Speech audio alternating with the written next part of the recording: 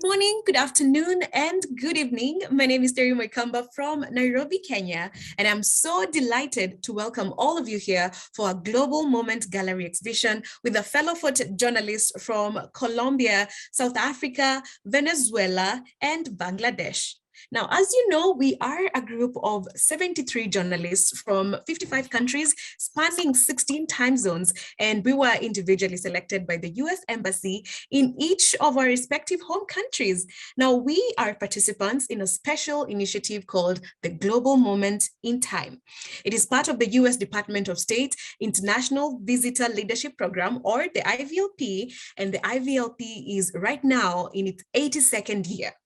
Our group of photojournalists is just one of the three Global Moment in Time projects. Now, the Global Moment in Time is the first ever IVLP with programming spanning over a year. Yes, we've been meeting for over a year virtually. We had a virtual component in the fall of 2021, and we'll be coming to the US in person in just over a month, and we are all so excited. Now, in between, we've had our bridge program allowing us to grow and deepen our relationships with one another and a wider audience. Now, the Global Moment Gallery exhibitions are part of that opportunity for us to connect with each other through our work, and we welcome you here. And now for some housekeeping rules from our bridge builders, Brittany and Bonnie. Hello, welcome, welcome. Thank you, Terry, and thank you everyone for being here. In addition to being our moderator for today's Global Moment Gallery, Terry is a media professional and a lawyer who is driven to expand digital platforms in Africa. She does media training, photography, and is a stellar storyteller from Nairobi, Kenya. We are so glad to have her on the team. I am Brittany Link, and along with my colleague Bonnie Beard, we have the pleasure of being the bridge builders over the course of the year for this impressive group of photojournalists. We are especially looking forward to welcoming them in person, as Terry said, on October 9th. And a quick note that this is our second to last Global Moment Gallery, so hopefully you'll all be able to come as well for our last one on October 6th. With school starting here in the United States, we are reminded of the many COVID stresses that come with being in large groups of people. Life for many is, as we know, a new normal, though that coronavirus continues to make its way around, thankfully without the dire consequences it had at the beginning. Today, we step back to those early days of life during the pandemic, when photojournalists around the globe were covering this novel virus. They were in harm's way without the protection and the information we have today. We will get to see their photos from the front lines and hear the stories behind them. To our journalists and photojournalists, as always, we honor your work and your sacrifice. As we start today, I will also mention that though this is a US Department of State sponsored program, the views expressed by the IVLP participants in this exhibition are their own and not necessarily those of the US government. All right, over to you, Bonnie. Thank you, Britt. Thank you, Terry. It is such a great feeling seeing you all in front of us. We've got friends and supporters, our photojournalists. We've got National Program Agency programmers with us, and Department of State folks. It's so great to see the support for these people and these photographs. The work that they do is really incredible. Just a couple of housekeeping tidbits, and while I'm doing this, maybe you could throw into chat just a word or two, or say a welcome greeting written in your language, the one you're most comfortable with, and we can sort of see the span of the globe pop up.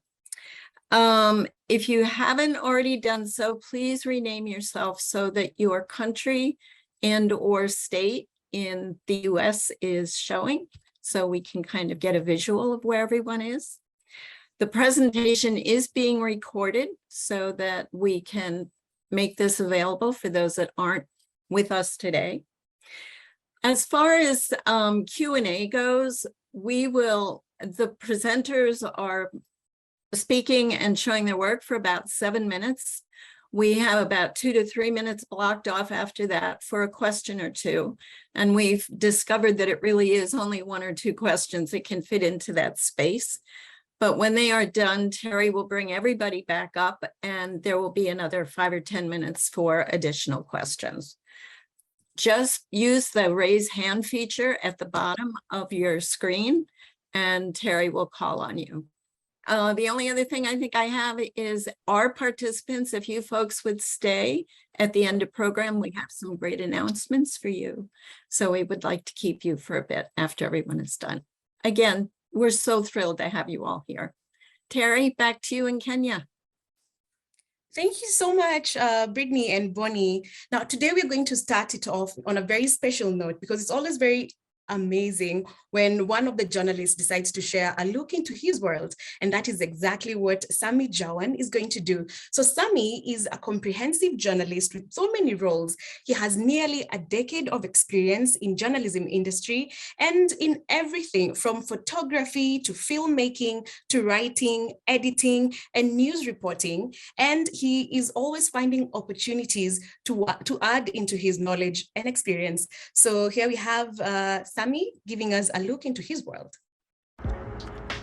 Welcome to my world. I will start from my neighborhood. And this is where I work. And this is my lovely office.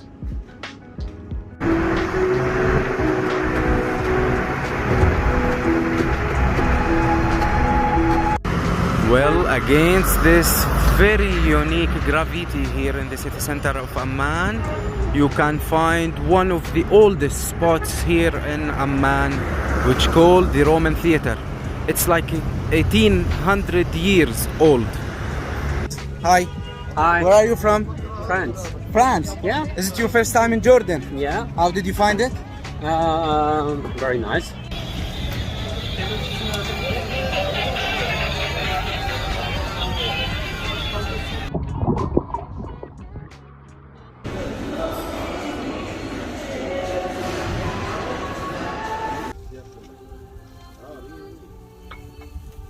How special. Thank you so much. You know, I've just realized that Jordan is full of so much history. And if you love history, then it sounds like, you know, some place that you want to go. Thank you so much for sharing a bit of your world with us. And next, we will go all the way to Colombia. Now, from Colombia, we have Natalia Pedraza Bravo.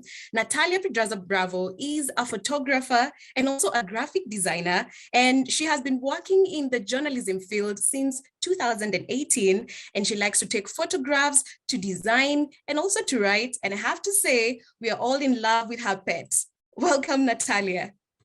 Welcome, Terry, and welcome, everyone. Just as Terry said, I'm a Colombian photographer. I live in Bogota, Colombia, and I want to share some of my photos that I take since the start of the pandemic. I really like to start with this photograph because it means a lot to me. This photograph were on November 25, 2020, in the International Day Against Gender Violence. It's very important to me because this is the first time I was in a coverage that the women who was protesting demands to be done just by women, only by women. So they start excluding men who try to take photos or journalists who were there. And that starts a very interesting conversation about the media and the participation of the women photographers on the media. So I think it's why I really like to start with this. The next photograph, it's also in a feminist demonstration. The women takes the streets of Bogota downtowns, and in the middle of the pandemic, when the vaccines didn't come to Colombia, we don't have vaccines yet. And a lot of women take the streets. That was very rare because the virus was on the top. But I guess the reason that what that happened is because the violence against women increased a lot during the lockdowns. A lot of women get into lockdowns with their, I don't know, bullies. It's a word, but the men who be violent with them. So it was a very, very, very big demonstration, even if we are in the middle of a pandemic. So in the next picture, you can see a nurse preparing a COVID-19 vaccine. In Colombia, the vaccination starts 4 months later than in the United States. So that means a lot of people, due to the lack of vaccines, lose their life because we don't have access to them. So the first phase of the plan of the vaccination was on elder people, and they were the first to be shot by the COVID vaccine. This is a photograph in that moment when the first phase of the vaccination plan were going. The next one is also a photograph during the phase of the vaccination. I think it's a very symbolic picture because this woman was very afraid to be vaccinated. So she has a mask, this mask with health things that I don't know. I think she put it on the morning and say, well, today is the day I'm going to be vaccinated. But she was very afraid. So the nurse needs to calm them. And I think it's a very emotional moment when she holds her son's hand and received the first shot of the vaccine. The next one, we live one of the most bigger national strikes in Colombia, just in the middle of the pandemic. It was a very violent time. Almost 80 people died, most of them killed by the police. And a lot of Colombians were victims of police abuse. So Lucas Villa was one of the people who were murdered in that time. And he was a symbol of the protest because he was a really good guy. So he doesn't have nothing to do with violent things or something like that. He just was dancing in the protest and being in the streets and singing, and she was shot. And today, no one paid for that crime, even for the other 8 people who were killed. This picture was taken on the day after Lucas were killed. And well, it was it happens a lot of things that never happened before in Colombia at that time. We have a long war. I guess a lot of people know that, but that war was on the principal cities. But these national strikes happen in the principal cities, and these killings happens in the principal cities. So it was a really hard time, but well, now we have a new government and we have hope that things will be changed. This is a picture of a girl who returned to her school. Education in Colombia was very hard time in the pandemic because a lot of kids doesn't have smartphones or laptops in their house, so they didn't have video classes. So return to the classes was very important in Colombia, especially because we have very poor people. I don't know how to say it, but a lot of kids just went to the school for get food. That's a very sad reality from my country. But well, this is one of the first schools to return to classes, and I think it's very meaningful see this girl just alone in the corner of the photograph. This photograph is very nice because in the hardest part of the pandemic, this guy was very concerned for the pigeons. Pigeons are not animals from Colombia. They were introduced by Spanish, but he was very concerned about the loneliness of this animal. So he take care of them during the pandemic, and I think it's beautiful because the life make its way even in the most difficult times.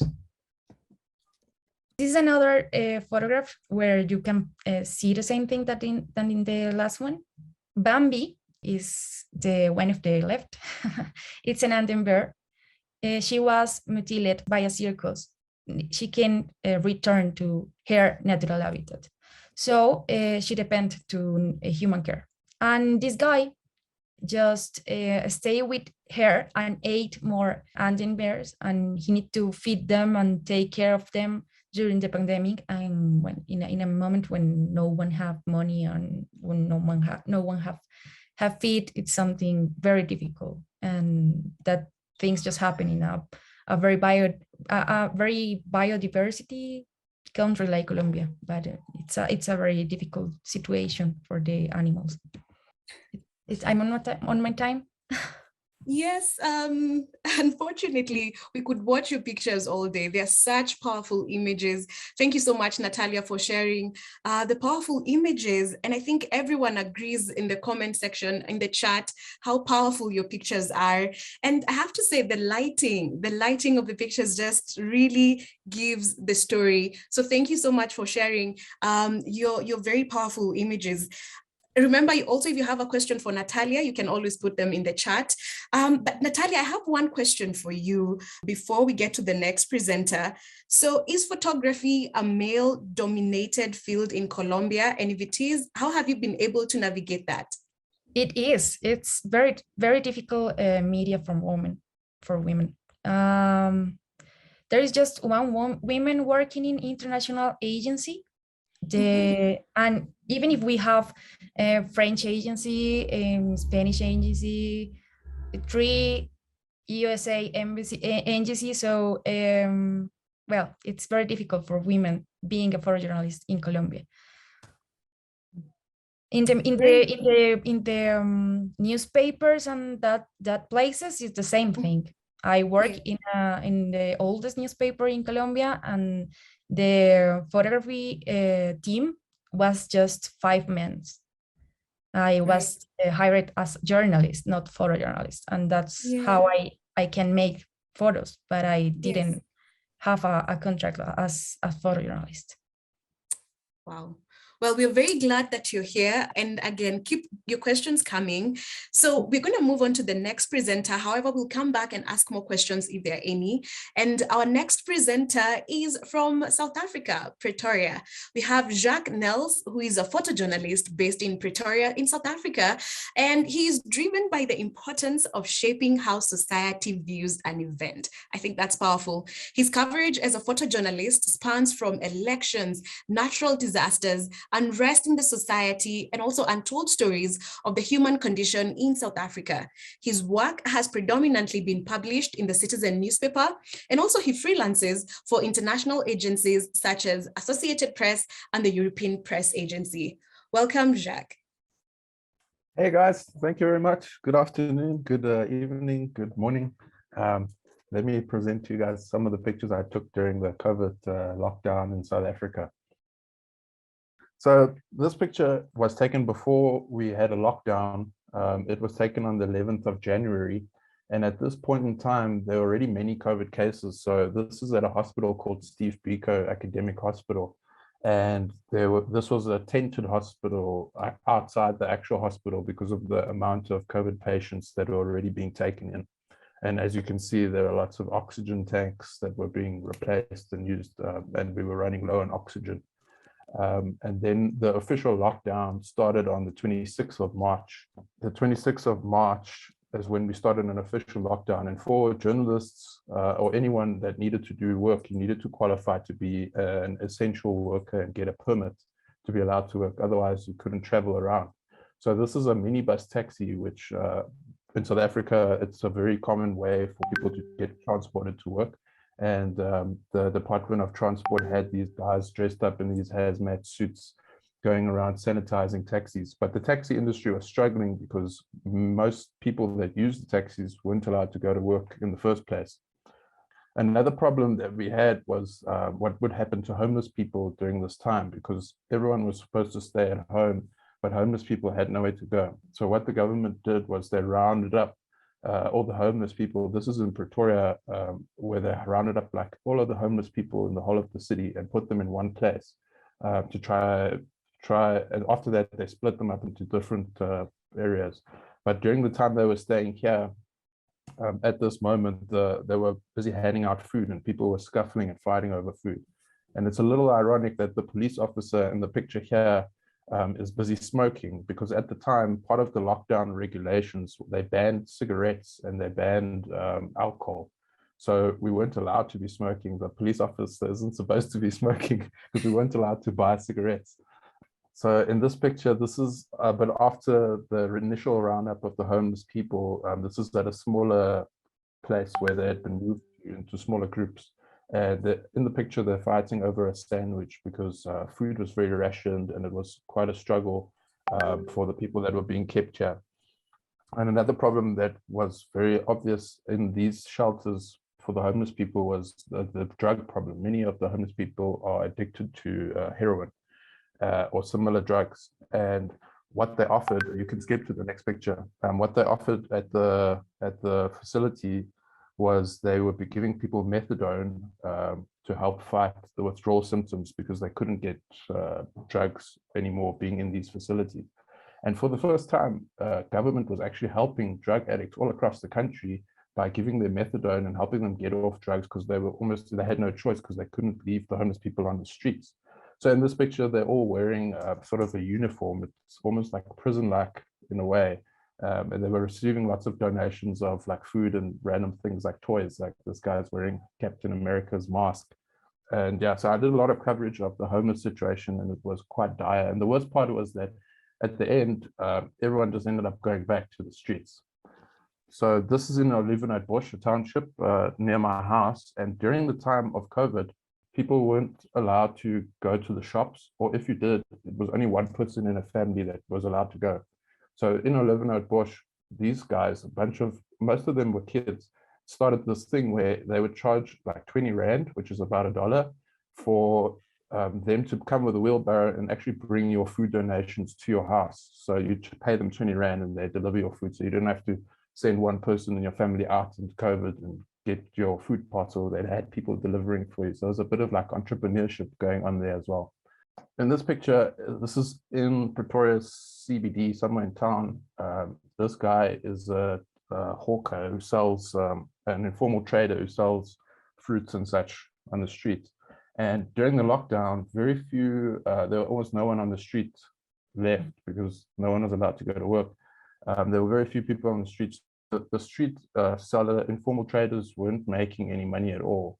And another problem was that most of them, or predominantly, they're foreign nationals, and the government did not cater for foreign nationals during this time. Like South Africans could get food parcels for free if you needed food, but they never catered for foreign nationals. And there was also a grant that was being handed out to South Africans, but foreign nationals didn't get any grant. So because they weren't earning any money on the streets, doing selling, trading, it was a real struggle for a lot of foreign nationals during this time.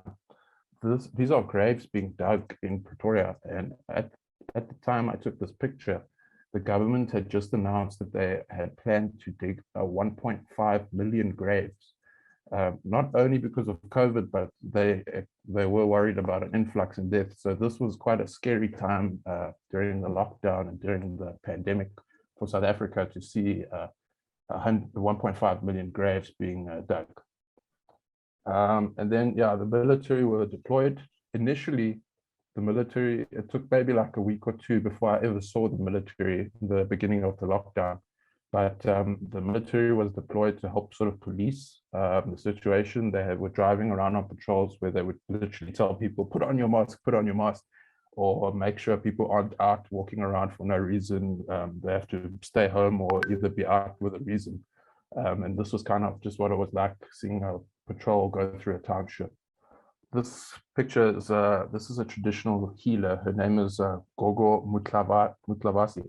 And she is a traditional healer. And in South Africa, we have lots of traditional healers and people use them to help cure ailments and such. And normally, if you go to a traditional healer, you have a consultation where they burn in pepper and they have these bones and stuff they throw out, they tell you your fortune or whatever. And because of lockdown, they weren't allowed to move around and no one was allowed to go see a traditional healer because it didn't qualify as like going to see a doctor. Traditionally, healers had to make a plan. So here she's busy doing a consultation over the phone to be able to still do consultations and still earn a living during the lockdown. Yeah, thanks guys. That's the last picture.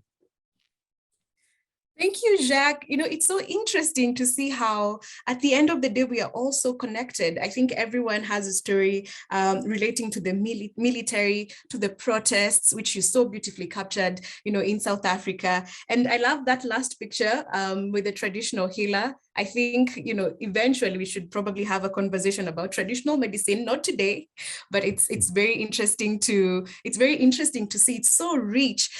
So maybe I have one question for you, Jacques.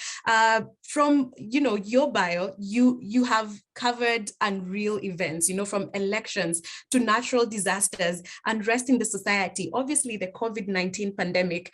What has been the most challenging thing as a photographer covering all these stories?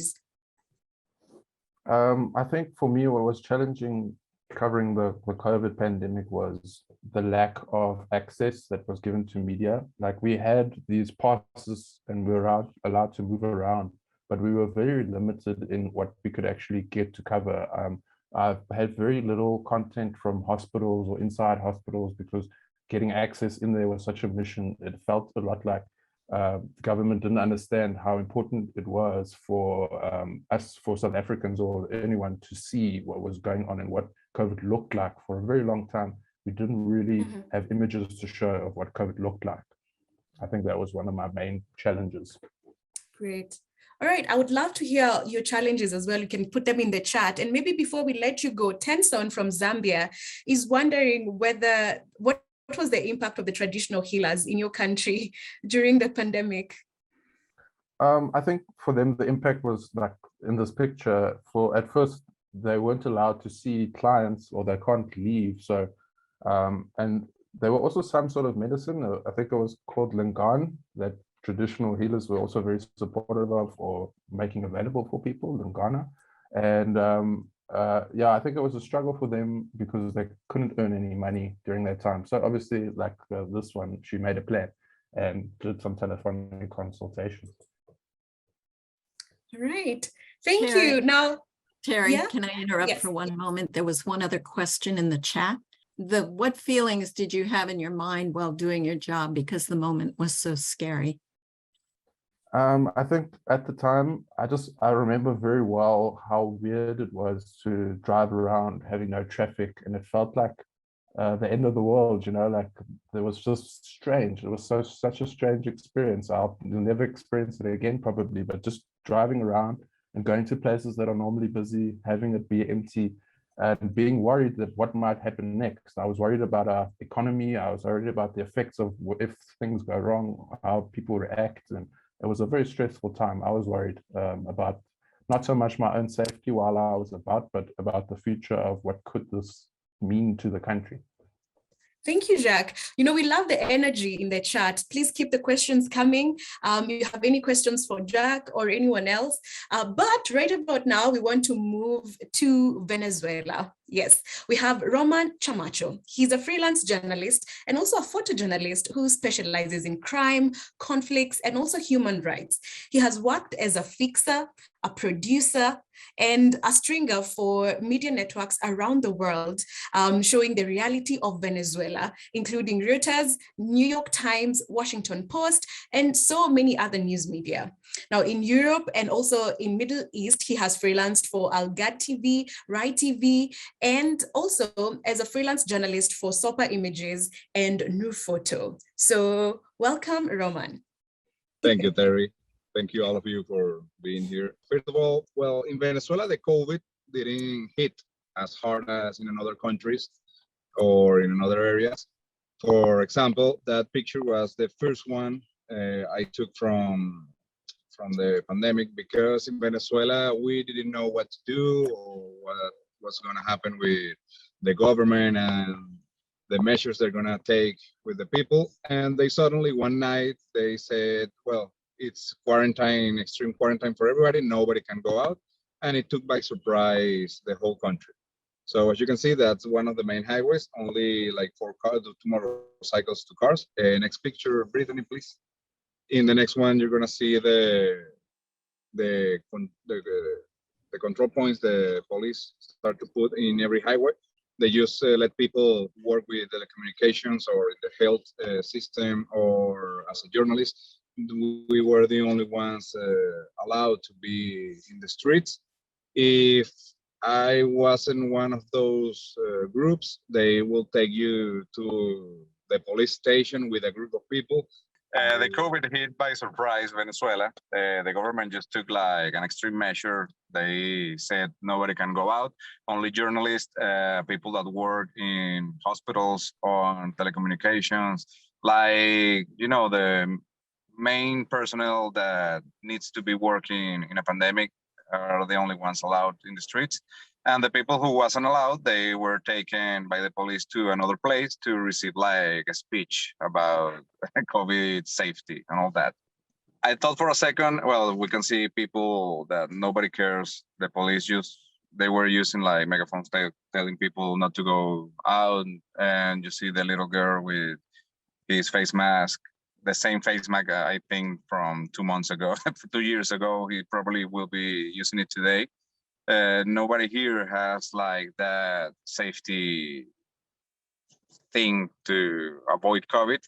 In Venezuela right now, we only had around 6,000 deaths by COVID. I thought that we were gonna have like a bigger death toll, but didn't hit us that hard. Mostly the people who died here in Venezuela during the pandemic was by violence. That's why that's something I specialize in crime. We can see also there are people walking next to a graffiti made by an artist here when the pandemic started. This is like a spiritual healer because some people, remember Venezuela is around 80% in poverty. So the people that can't pay a hospital or bills or can go to a clinic, they went to these guys in the slums. In those places, you can see he's using like a candle, and right now in that photo, he's making like a diagnostic about a disease. At the end, he told the patient, "Well, you have like a problem in your kidney, in your heart, so you have to take this natural medicine and all that." A lot of people go to these kind of places where they use like tobacco or any natural like flowers and all that to heal people. The impressive thing is that a lot of the people that go there, they get healed. I don't know if that is like a placebo thing or is something with the mind they play, but a lot of people got healed by these guys. This was the main story during COVID in Venezuela, is the violence. We had 16,000 people killed by violence in Venezuela and only around 2,000 in the first year of the pandemic. So that was a raid that was made to the police in that area, and underneath the sheets over there is like a bystander. He was looking at the police while they were shooting with the gangsters, and one of the bullets hit him in the head, so he dropped dead at that at that place. This was a raid in Cota 905. It was one of the most violent places in Caracas, and the police took it by surprise, by storm, after the gangs went out to the streets during 3 days shooting, and they killed around 46 people in that police operation in 1 day. And those are some of the bodies that they were throwing in the streets and then were transported to the coroner's office. And, well, you know, they were all cremated because they don't want like families fighting over the rights of their loved ones who belong to a gang and all that. So they tried to keep all those people in one place. And the operation took 3 days to take over that place. And at that moment, it was around a year and a half, this operation, and COVID wasn't the news anymore here in Venezuela. All the people were on the street like nothing really happened, but mostly nervous about the violence. This also is from that operation. That was a SUV driven by the gangs to kidnap people, and they decided to burn that SUV instead of leaving it behind to the police. Because if the police got their hands in that SUV, well, it's going to be like a cop car in the future. Next one. That was the last. Yes. Well, that's good. Wow, Roman, excellent. I think I speak for everyone when I say your pictures have just taken us on an emotional journey. They are so powerful. And it's also so interesting to see, again, just how connected we all are, from the police protests to the spiritual and traditional healers. I think it's a common theme today, but it's so interesting to see your pictures. Now that you mentioned that there was violence and protests, I'm sure everyone would like to know, how did you protect yourself? And did you get any help from the government, perhaps? Well, no, the government doesn't like journalists here. I can go to the police operations because I've been covering violence around for the last 12 years. So they have like a trust in me and they allow me to be part of those operations, but the government doesn't help me at all. In those days where I was reporting on those operations, I only were using like a helmet, a Kevlar helmet, and a body armor. But it's really the protection level is around 3 level A. So if somebody shoot at me with an AK or with a AR, so it's not gonna save me. So I was just there by myself, just trusting in my instinct and my preparation and just covering behind houses and all that. Great, thank you. What I'm excited about is that we are going to have so many stories to talk about when we meet. Remember, if you have any questions, you can put them in the chat. And also I can show you the real pictures because Brittany and Bonnie told me not to show like the bloody ones. So. Yes, definitely. All right, so if you have any questions, keep them coming on the chat. Thank you so much, Roman. I am sure we're going to have more questions towards the end. We have a quick question from Binsar first. Oh, great. Sorry. Yes, Roman, you have a very stunning pictures, and especially when you do it in a very difficult situation. I want to know how the vaccination progress in your country in Venezuela. About the vaccines in Venezuela? Yes, yes. And do people believe in the vaccine, and how your people get vaccine there? It's easy to find vaccine or what? Well, yes, the vaccination progress in Venezuela is almost done to every citizen.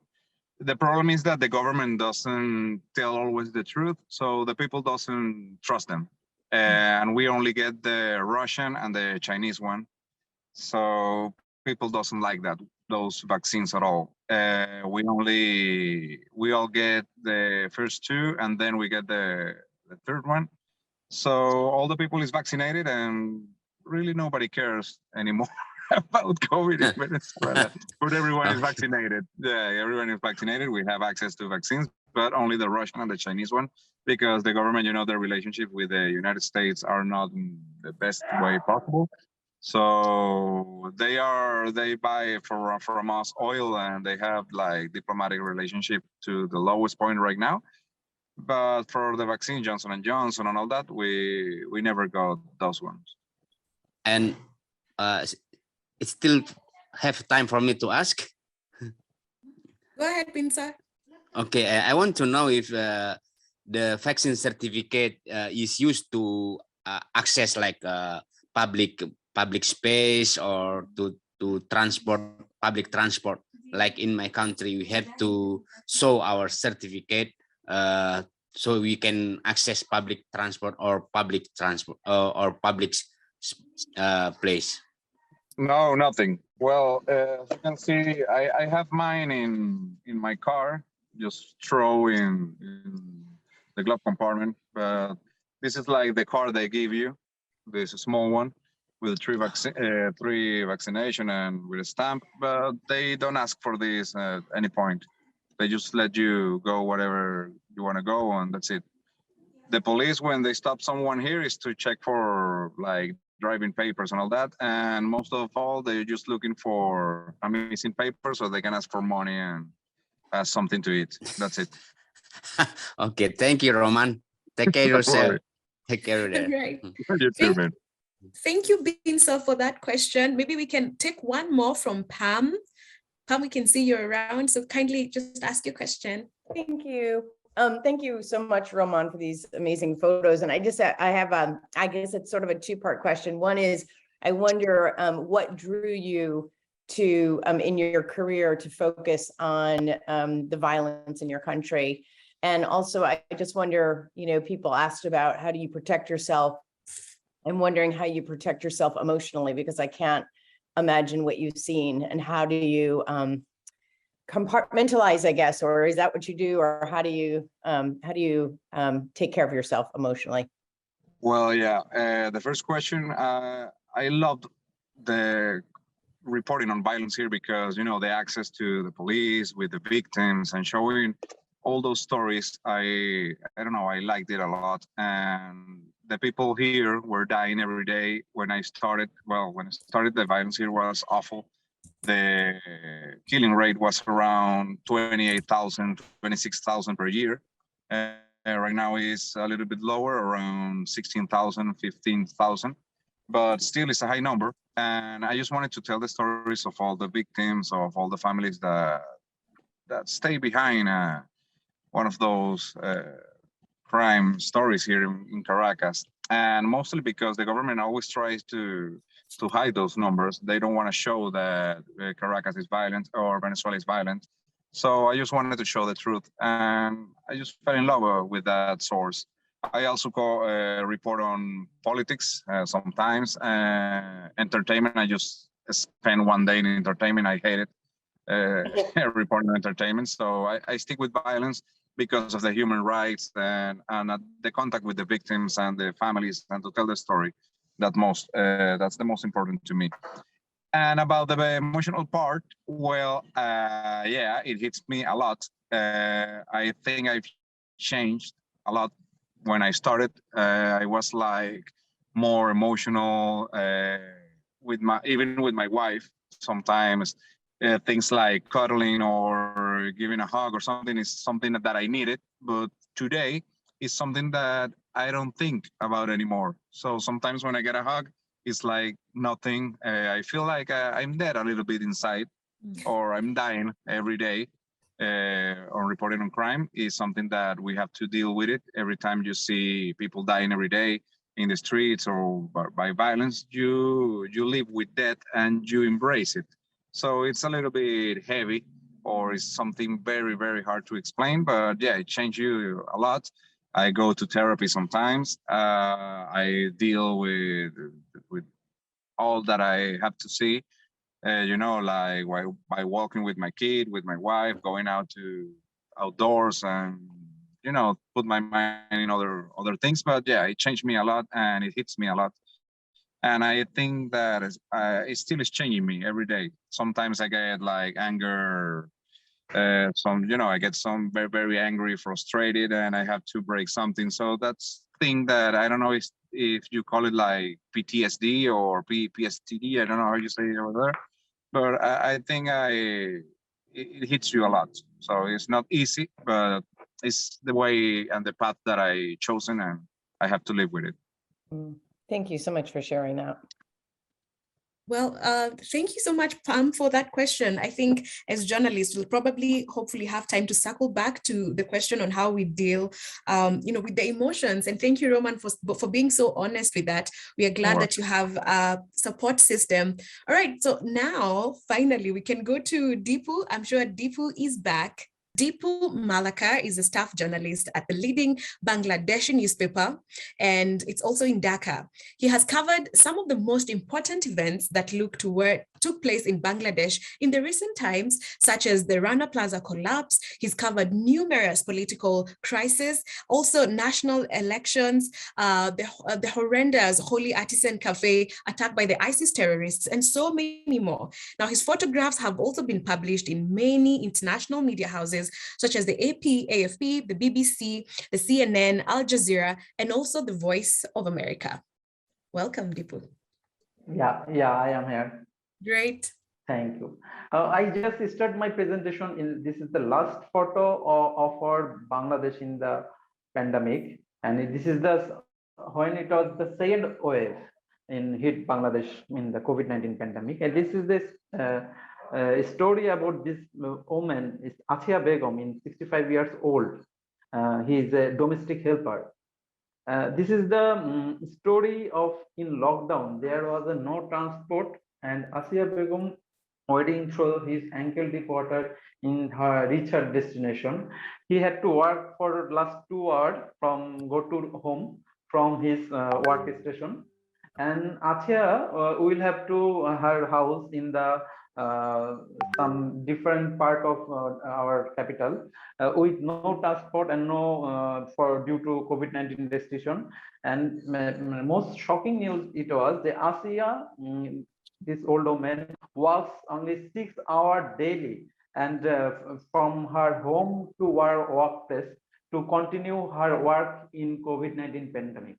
Next one is the praying to the hell of the world. This is in the congregation during the Eid ul-Fitr, the biggest religious festival of Muslim, in the national mosque in our capital, while maintaining the social distance. They pray to their God to maintaining the social distance. Yeah, this is the lockdown time. In or the oldest part of Dhaka, old Dhaka, the households, residents spending their time of the rooftop by playing some game, they gossiping during the countrywide lockdown, because of there no one can go outside their home. So their personal time is spent in the rooftop to sharing, to playing, to gossiping. This is the one of visual of COVID in lockdown.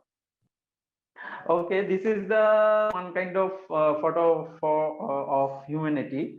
In the lockdown, people are not in the street. There are no crowd. There are no street people, no pedestrian. So this is the victim of lockdown. This is the street dog. They cannot get any food to their survive. So this woman he is my one of activist of social activist and journalist also. She feeding a hungry dog on the way of the capital from his own initiative to bring this countrywide lockdown. This is the symbol of humanity. This make me so pleasure. Okay, this is the picture of the extra earning. This person is a driver from his job is driving a car, but in the lockdown his owner reduced his salary from the lose their earning. So he make a plan to extra earning. Mr. Rufik, a personal car of a banker, when his boss reached at home, he take advantage of his leisure time. He sells kids cloth in the boat of the car and profit 30 or 500 taka daily in the capital. So this is the unique style of her extra earning. This is the one of the effect of our COVID symptom. Okay, this is the crowd, and this is the a huge exam of our Dhaka University admission test. The students who all are going to home after exam, but they feel no consequences. They all show the small gate and count to struck, but everyone wear mask, but they have no social distance. In COVID-19 pandemic, this is the one of the picture for our consciousness about COVID-19. All of we are wear a mask, but maintains no social distance. This is the beauty parlor in pandemic. So you can say the beauty parlors are maintaining social, maintaining wearing masks, wearing PPE and face shield to provide the service to their customer. This is the scene of in beauty parlor in our pandemic. Okay, this is the a person employee of a private gas supply company supply a liquid oxygen to the hospital cold storage as a demand for oxygen skyrocket for COVID patients. Then every hospital have a limited capacity to store oxygen, but in pandemic for there's a need to more oxygen for support their patient. Okay, this is the so terrible experience for me. This is she was the Mosammat Rosina was grieved her mother-in-law in Malakar Begum. He seated, suffering to serve breathing difficult.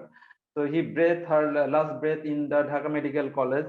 He Malika, a resident of the Noshindi, was first taken to a hospital in Dhaka after he served from a cardiac arrest in the morning. Later, physician referred his in the more expert hospital to condition destroyed. When she was taken to the emergency unit, there was a shortage of the oxygen mask. Needed to transfer gas from the cylinder to the lungs. Her son immediately rushed to nearby the pharmacy to purchase a mask, but he was too late to save her mom's life. That's why Rosina Begum just few seconds ago he got dead, and his sister-in-law just shocked. This is the beloved husband of his woman after falling his wife Nasrin Sultana, who suffered from COVID-19. He admitted to separate hospital, and his husband had to another hospital trying his body with his cup on the back of his motorcycle, and he is taking to the another hospital. This is the one of the big picture for my country, and I get a more response from our everywhere, also our every department of hospital, because of in the rising of the COVID patient, they are all hospital bed are full. He go to 3 different hospital, don't get any seat, and he turned to going to the 3rd hospital to admit his wife, and I follow him to the rest of the hospital he got admitted, and I also try my level best to talk with this hospital's administration to admit him. And this is the more interesting thing. It was that his husband also COVID positive, who drives the motorcycle, but he is no symptoms, and he has her more capable to save her wife's life. So that's it from my side. Powerful images, Dipu. They are just stunning. Thank you so much for sharing the images with us. I'm sure it was a very hard time, covering such delicate moments. We really appreciate the fact that you have shared that with us. And it's so also interesting that everyone is talking about the poor lady during the rain, and also the car boot sales. It's something that we also see in Kenya a lot, where people just go take their car and then they start a shop and they're selling stuff on the street. So it's very good to see that it's also common in your country. Maybe Dipu, you could tell us how different is it now? Okay, currently it is, I think it goes to more normal from this situation. There have been no maintenance, any social distancing or any health issues from COVID-19, and I can share you about the information. Our last day, our COVID positive got only 5% in our country to COVID positive. So I think this is the very low percentage attack. But in Bangladesh, it was the very shocking from not for other country. In COVID pandemic for last 2 years, we lost almost 30,000 people in pandemic. But day by day, although last 3 or 4 months, it was 0% attack in COVID-19. So it looks good. It's good to hear, Dipu. Thank you so much for everyone's presentation. It's been fantastic. So I think we're going to have a question for all the presenters. And I want to ask this question to you. So when we talk about, photography, photographers, it's almost synonymous to freelancers, right? A lot of photographers do freelance work. And I'm so glad that most of the presenters here also do freelance. So I would like to know from each one of you, what tips would you give to a photographer who wants probably to move from, day-to-day employment to freelancing, what could be your advice to someone who wants to start freelancing? Don't do it. Don't do it. It's the best to have at least your every 2 times in a month to get paid. But as a freelance, you get like 1 very good month and 2 very good months. And sometimes you get like 3 months without work or without payment. It's very hard, but at least you are your own boss, but it's very hard. I would recommend if you can stay in one place working to receive payment, and in that place that they allow you to be to do work as a freelance. If you can keep both, it would be great, awesome. But if you're gonna be like me as a one-time 100% freelance journalist, it's very, very hard because you're gonna be working a lot 1 month and then you're gonna be like doing nothing in a few months or creating your own content for your social media. So it's very difficult, but it's what I recommend. Great. I would say also diversify what you cover, and not just doing a specific type of photography, and being open to doing all kinds of photography, I think helps. I do cover news, but I also cover corporate stuff. I also do portraits and other things as well. Well, yeah, that's great. Yeah, that's great advice. In my case, I just cover like documentary and violence, and everybody just give me that label, and it's very hard for me like to start working as a product photographer or corporate. So because everybody sees me as the crime reporter in Venezuela, so for me it's difficult. If you can do everything, it's great. So just to add, if possible, I think if you happen to be in freelance work, mostly it's better to avoid it, like Roman said. But if you happen to be there, I think treat your latest payment or invoice as your last or as the only one. Don't spend all the money thinking that I'm going to get another job tomorrow and I'm going to get paid. Sometimes you go after 3 months and you spend everything. So treat every check that you get as the only and last one. So spend on it wisely. Natalia? Well, I think it's impossible to live by freelance in Colombia, but I also think it's impossible to live in by journalism because the salaries are very bad. So I don't know, it's very difficult. Now I'm working. I quit to my job in the daily I was working for, and I start working in a company very a company very commercial, and not but by journalists. I start writing for user experience, something that nothing to do with photojournalist, and I work as photojournalist and as journalist by freelance. So that's the reality here. Thank you. Sami, you have a big smile on your face. It's really make me laugh that you can't live as a freelance journalist or as a journalist also. Journalists can't live for yes, that's true actually. We're the third popular parties in the society, I think, yeah.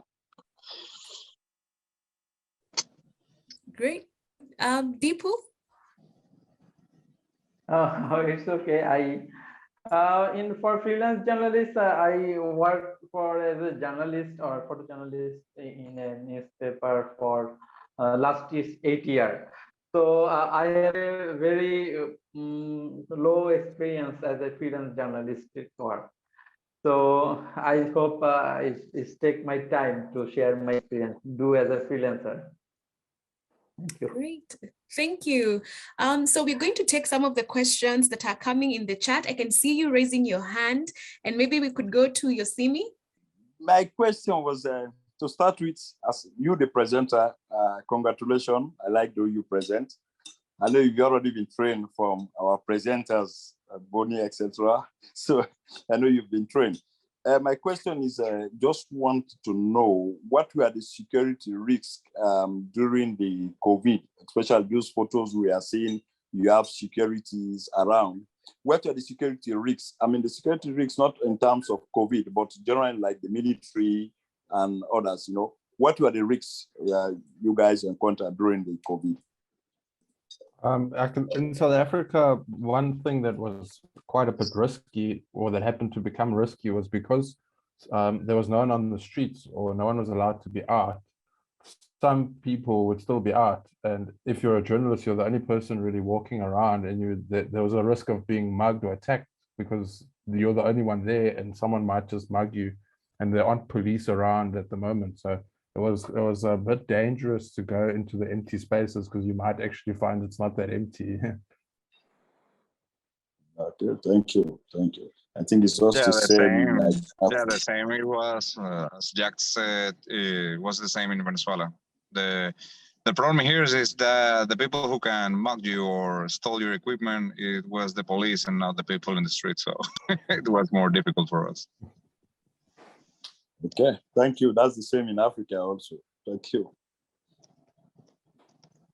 It's the same in Colombia, and we have another risk, where is the police abuse.